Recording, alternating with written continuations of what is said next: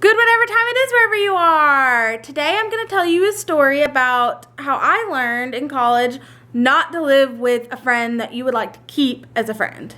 Now, I understand this is not for everyone. Like, some people are great friends, they can live together, they can do whatever together, and they still remain friends, and it's great, it's wonderful. For me, that wasn't the case. For me, in college, I learned that sometimes it's best to just be friends with your friends and not roommates. So, freshman year, I decided to live with a girl that I'd been friends with in high school. She was in my immediate friend group, and we were pretty close. I thought, hey, this will be fun. We loved spending time together. It was great. Everything was wonderful for the first, semester. Second semester rolls around, and things start to get tense, and I decided I wanted to join a sorority, and she had a different schedule than I did. She stayed up really late and liked to take naps all day, and I was kind of like be up in the day. I like to sleep, get my sleep, and go again the next day. So there was one specific day that caused most of our drama and most of our issues, and that was a day that I had to go to a sorority dinner with the girls I was pledging with, and she was also hosting a Bible study in our room that night. And to be a good roommate, I was going to go back to the room at 4 so I could clean up the room and get it ready for her Bible study because my dinner was at 6. So I had a friend that came with me, and I was cleaning up the room. I was making my bed. I did all the dishes, which we had to do in the little sink in our dorm because it was just a one-room little dorm. It was nothing special.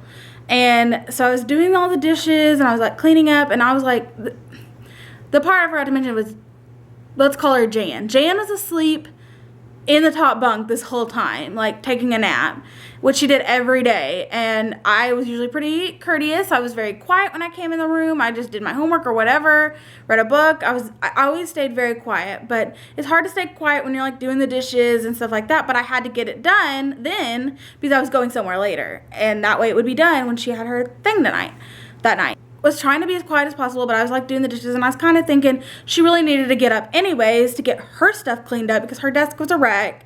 Her bed needed to be made. She had stuff she needed to do, and I didn't think it was quite fair that I was doing all of it for her thing. So we put in a movie, we put in Hairspray, and my friend was sitting there watching it. I was kind of watching it while I was doing stuff. Well, I finished everything I was going to do, and I just sat down and finished watching the movie, and we were just talking and watching the movie, and all of a sudden Jan sits straight up on her bunk, starts putting her hair up all angrily, and comes running down the steps from the top bunk and ran out the door and slammed the door. And I'm not talking slam a door in your house. No, this was concrete walls, tile floors, it echoed through the entire floor.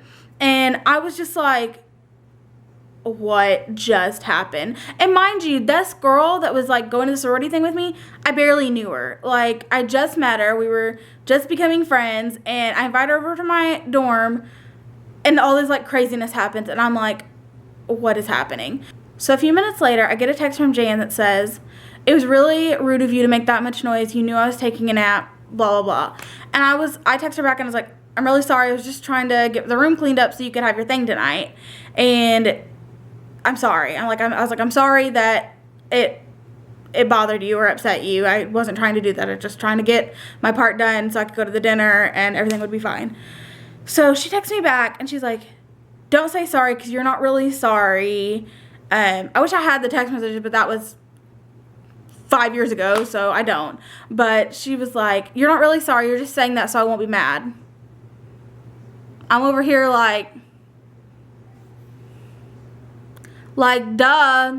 Yeah, I'm apologizing because I didn't mean to make you mad, and I don't want you to be mad at me. That's kind of why people apologize. Right? Am I wrong? No, that's why.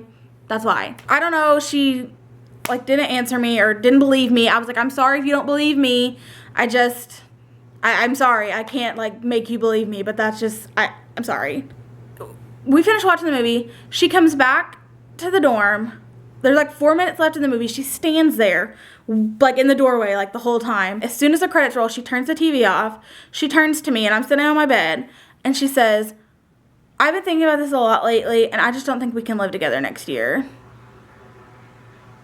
Where did this come from is what I'm thinking in my head. But But I just am so shocked. I'm still very embarrassed that this is all happening in front of my friend. Like, it's a surprise to me because we have not talked about this. We had kind of talked about living together again and hadn't made a decision, and she's just making this decision all of a sudden, and I'm like, you're mad at me because you got woken up from a nap when you needed to wake up anyways? Like, it just, the whole thing was just like, what is happening?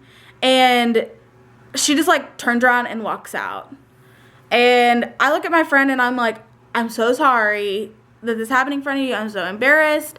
Like, I don't know what to do about any of this right now.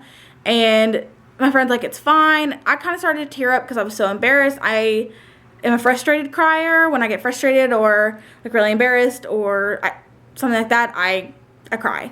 So I was trying not to cry, and she was like, it's okay, like, it's fine. And so we go to our dinner thing, and everything seems to be okay. Like, when I got back to the room, she wasn't there. I guess she just went home. I don't know. But I didn't see her for a couple of days. Then the next few times I see her, I'm like, can we talk about this? Can we work it out? I don't want to fight with you. It just seems silly to fight about about this or about not living together or whatever. I just want to talk about it. Can we work it out? And she was like, yeah, we'll do it. We'll work it out. And we never did. She never would, like, she could never meet when I wanted to meet. She would, like, not show up. There was a couple of times I got one of the girls from the Bible study that I was like, hey, can you, like, moderate? She won't meet with me. Like, I just want to work it out. I don't want to fight. And the girl was like, yeah, I'll try it. And she wouldn't. She didn't want to do that. She was like, no, I don't want to do that. And so I was just like, I think all she wants to do is fight. And I don't want to fight. So there was one day where we were both leaving the dorm and we were going to walk to the same building. We didn't have the same class, but we had a class in the building at the same time. So I was like, can I walk with you? And she's like, sure. And I was just like, hey, I just really want to work this out. Can we please, sit down and have a longer conversation about this? And I don't remember exactly what she said, but she said something that all I remember is describing it as she was like disciplining me like I was her child. And I remember how mad it made me and how angry it made me that she had the gall to say that after I'd apologized several times, after I'd tried to make up with her several times, and she would never, like, meet me halfway with any of it. And so that was the, like, moment that I was like, I am so done with you. I'm so done with all of this. Like, all you want to do is fight with me. All you want to do is be higher up than me, and you're just not. And this whole thing is, like, nobody's fault. It's just, like, you just want to be mad over nothing. You just wanted a good reason to not have to live with me next year. And that would have been totally fine. Like, I would not have cared. But this whole thing about her, like, just causing this big drama for no reason. So after this, I really don't stay in the dorm much. I stay other places at night. I don't go there. When I run into her, I just walk the other way. And I just tried to avoid her because I was like, I'm so done with all of this. Like, I told her several times I was ready to work it out, and she never could meet. And I just said, just let me know when you want to meet. And I kind of put the ball in her court. She never tried to meet with me. She never tried to make up with me. And so I just was like, I'm done with it. We're just gonna go our separate ways because I can't handle this friendship. It's just too much. And I feel like if we hadn't lived together, we probably still wouldn't have been friends at this point. I feel like it wouldn't have been quite as dramatic as it was, and maybe we would have been friends a little longer. I don't know. I think that girl's personality and my personality were just too similar. I think I would have been better off just trying to meet someone new my first year of college and worrying about that instead of trying to be shy and not explore new options and explore new things. And I kind of wish I had just picked the random roommate option and just seen how that went. So that's my advice for that one. Yeah, that's what I think.